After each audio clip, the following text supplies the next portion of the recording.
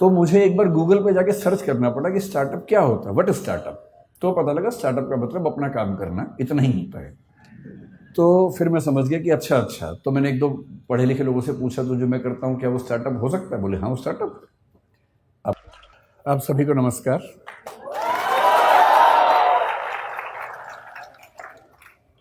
सबसे पहले मैं श्री राम कॉलेज को बहुत धन्यवाद देना चाहूँगा कि आपने मुझे इस लायक समझा कि मैं यहाँ पर आऊँ और आप सबसे बात करूँ।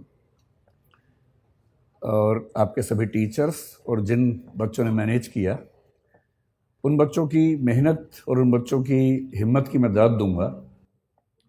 क्योंकि जब उन्होंने पहली बार मुझसे बात की तो मैंने उनसे कहा कि मैं 12 से 14 तारीख को भारत में नहीं हूँ। मैं मिशिगन यूनिवर्सिटी और येल यूनिवर्सिटी के बुलावे पर अमेरिका गया हुआ था कुछ दिनों के लिए, और मुझे 15 की रात को यहाँ आना था। लेकिन वो बच्चे मुझसे मिलने आए, आधा एक घंटा उन्होंने अपने मार्केटिंग और उससे सारा ज्ञान मेरे ऊपर इस तरह से प्रयोग किया कि मुझे अंत में हार के कहना पड़ा कि ठीक है, मैं टिकट कैंसिल करवाता हूँ, जल्दी वापस आता हूँ और आपके सेशन में ज़रूर आऊँगा। तो जब उन बच्चों से मेरी बात हुई कि वो मुझसे क्या सुनना चाहते हैं, तो उनका भाव था कि बस आप आ जाइए। तो मैंने कहा फिर भी आप मुझसे क्या चाहते हैं, मैं क्या बोलूँ? बोले आप जो टॉपिक चाहें बोल दीजिए। तो मैंने एक टॉपिक उनको भेजा कुछ, तो फिर उन्होंने 5 भेजे, जिसका भाव ये था कि आप जो बोलना चाह रहे हैं वो तो ठीक नहीं है, इनमें से कोई देख लीजिए।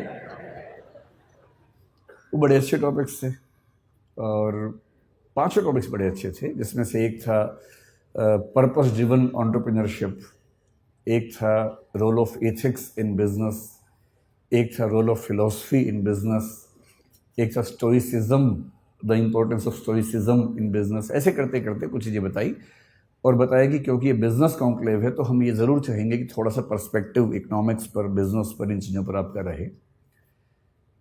तो वो टॉपिक्स इतने प्यारे थे और एक डाइवर्सिटी इंक्लूजन पर था। और आज 14 अप्रैल का दिन डॉक्टर अंबेडकर का जन्मदिन भी है, तो डाइवर्सिटी इंक्लूजन की बात आज के दिन करना तो वैसे ही बड़ा मानीखेज है, मीनिंगफुल है। लेकिन मुझे इस बात का अंदाज़ा था कि जब हम फेस्टिवल के मूड में होते, जैसे अभी आप लोग हैं, बिजनेस कॉन्क्लेव है, सुबह से आप कई स्पीकर से सुन रहे हैं, और अभी आखिरी सेशन में ये भी होता है कि छूटे तो भागें, छुट्टी का टाइम होने वाला है। स्कूल में जैसे होता था ना कि जैसी टन टन टन बजता था वैसे ही लोग बैग उठा के भागते थे। आपने बैग अपने पैक कर लिए होंगे, उसमें बुक्स और बोतल पैक कर ली होगी, तो अब आप इस मूड में होंगे कि जल्दी ख़त्म हो तो मामला निपटे। आप लोग Shri Ram college of commerce में पढ़ते हैं, तो मेरे ख्याल से आपके सामने, क्योंकि देश का सबसे अच्छा कॉलेज कॉमर्स का माना ही जाता है, और माना ही किया जाता है ही, ऐसे थोड़ा माना जाता होगा। मतलब मेरी समझ ये है कि कोई ब्रांडिंग ऐसे ही नहीं हो जाती है। अगर किसी कॉलेज या किसी व्यक्ति की साख है तो वो साख न तो रातों रात बनती है, न हवा में बनती है, और अगर वो लॉन्ग सस्टेन्ड क्रेडिबिलिटी है तो उसका मतलब है कि उसमें कुछ तो बात होगी ही, तभी उसकी क्रेडिबिलिटी उस तरह की है।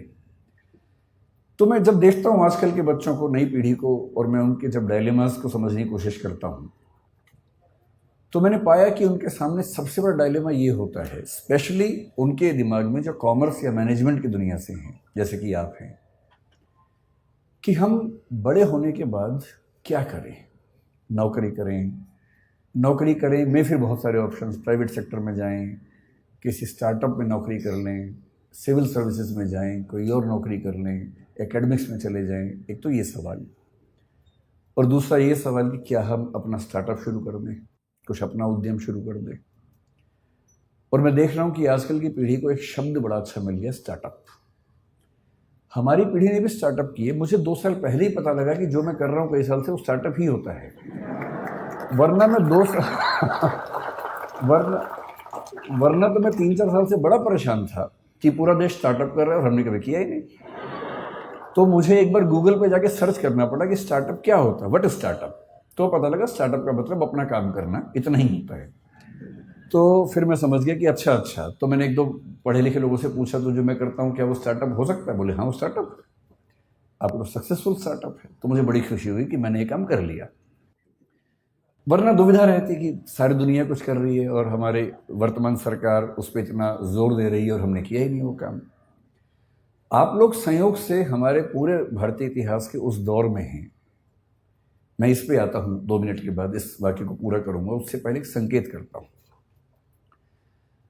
हर देश में जो इकोसिस्टम है उसमें सपने अलग अलग होते हैं, और ये आपके सपने दरअसल आपके सपने होते नहीं हैं, आपके सपने आपके समाज के सपने होते हैं जो उसने आपके मन में बैठा दिए।